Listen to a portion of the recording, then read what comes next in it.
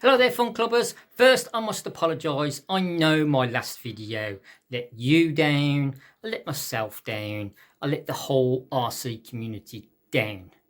So I'm going to try and make up for it with this one.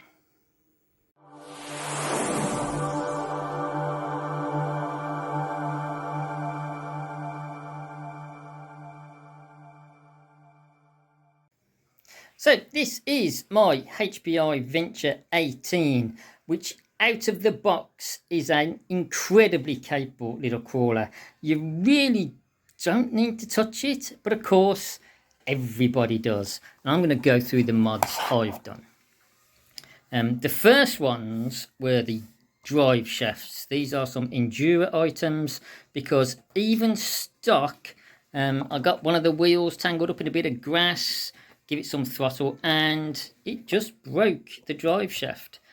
So that is probably, I would say, the only weakness on the car. I haven't broke anything else. So they were the first modification. While we are under here, I can show you the, again, they're made by Injora, the high lift kit.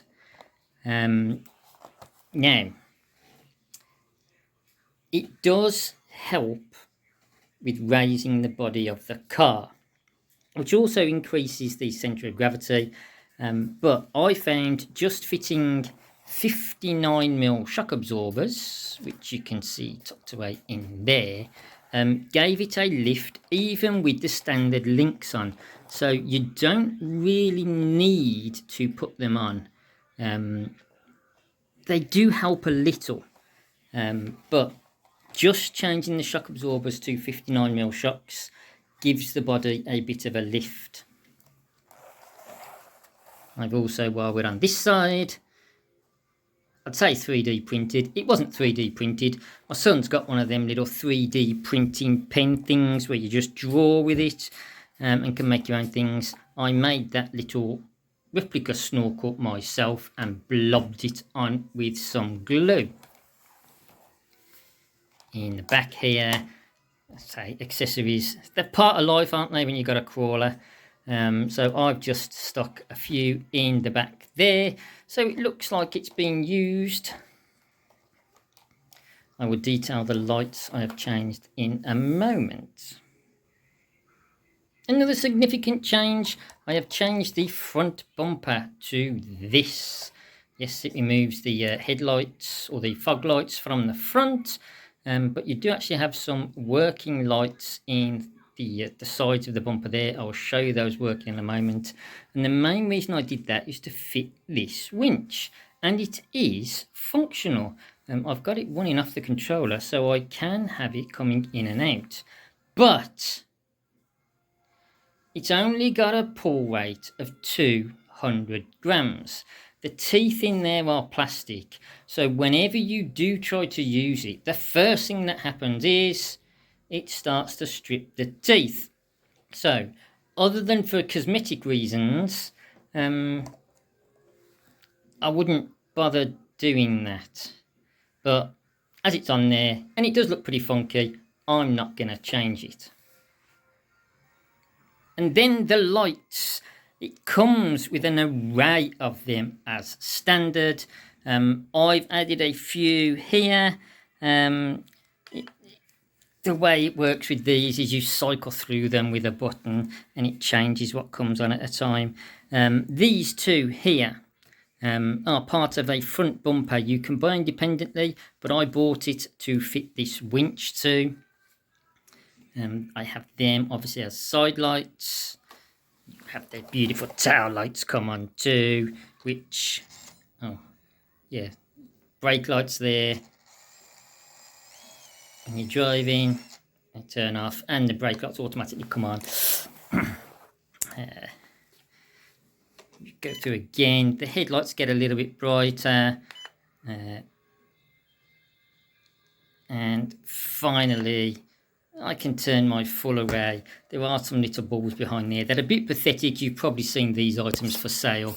Yeah, more for show than for any amount of light.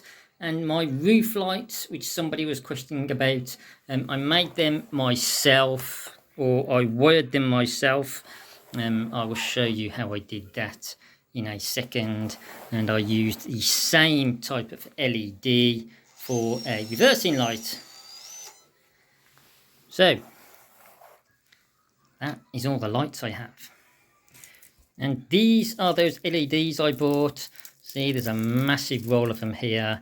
They are SMD, surface mount device, 3 volt. These are yellow LEDs, and I got this roll of about 50 for a couple of quid from AliExpress. As you can see, the size of them, they would fit in there. I couldn't be bothered wiring them, but they do fit in these beautifully. As I say, I have one tucked away in that little gap in the rear bumper as the reversing light, and if I'd used black wiring you'd hardly notice they were there, but I just used what I had. You can wire them a lot neater than the stock ones. Just do a couple of holes in the body there, wire them all together, fed it through into the fog light section of the lighting module in there. I've also run the front ones off the same. So that, I think, is a much neater way of wiring in the roof lights on one of these.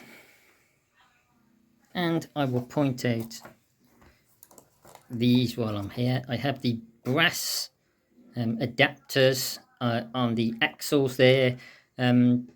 Weight wise, they don't really change very much, but I kept getting the standard wheels and these aftermarket ones stuck on the plastic hubs, so long term brass ones are going to be better. I've also got some brass fittings from the bottom of the shocks again. They were cheap, they were from China. They are a little bit heavier than standard aluminium ones, but I wouldn't say really make a massive difference. The servo I have changed.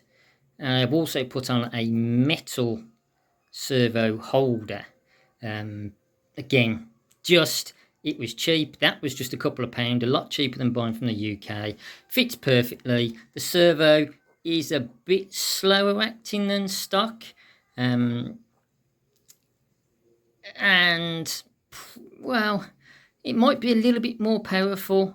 It is definitely slower than stock, but the brushless motor, with my mucking around, I ended up having the cable touch on it and it chewed it up a bit, so I had to change the servo. And I am cheap, so I did that. But now the big one, wheels. They're probably one of the most common things to change on crawlers. These are some Injora 1.3 inch brass items.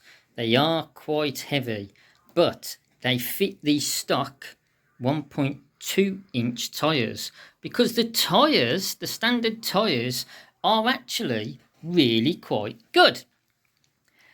But the wheels aren't. They're plastic, they're very light, and it does help having, you know, I mean, that's still not, just about on the balance point there, and it really is quite far over, you know, I mean, that's about the balance point. So brass wheels really do help with the stability of the car. But they're not the only ones I have.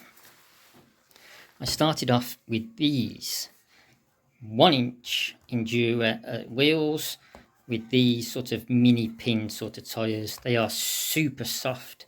They are really good on hard surfaces, but not too good in soft stuff like sand, and even kind of grass. They can struggle with getting a bit of a grip and purchase on them. So yeah, depending on what you're driving on will depend on the type of tyres you're going to want to fit.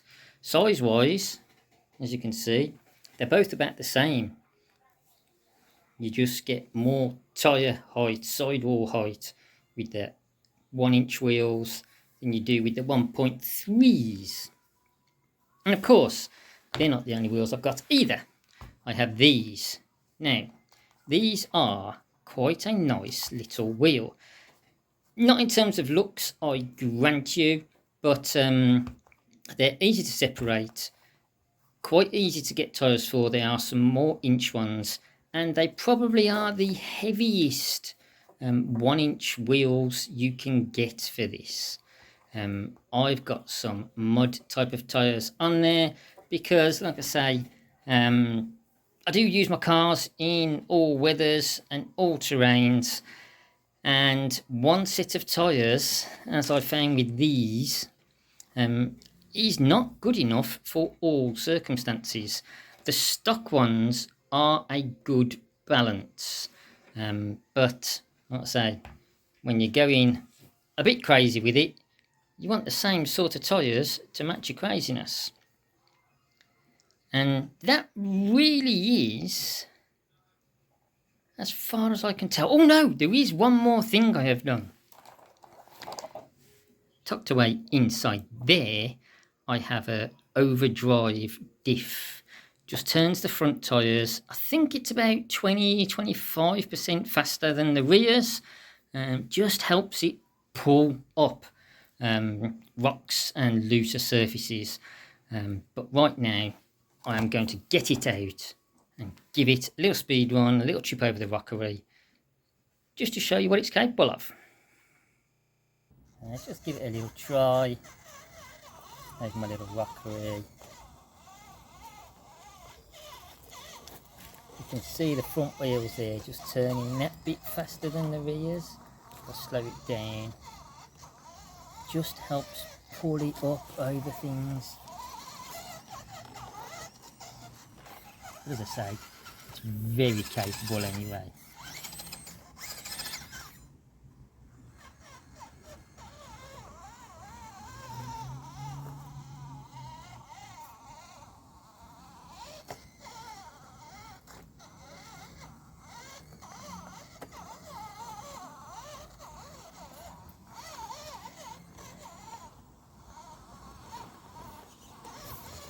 That, as you saw there, is probably its biggest downfall. Not having portal axles, it does drag the diff a bit, but very capable little car. Once again, might as well do some speed reading. First gear, that really is it.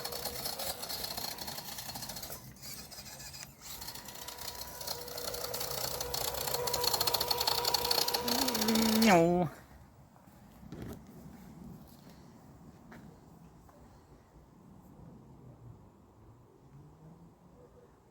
4. So, faster than the Arctos 6x6s in first gear. We'll pop it into second, start this again.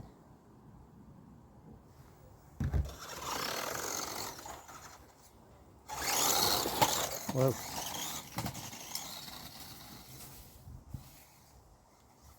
Have all this. Hey. Oh. Oh. Never mind. See what it did.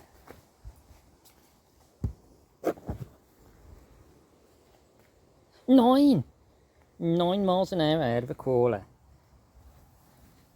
It might be a bit of a mess at the minute, but it's a cracking little car. And there you have it.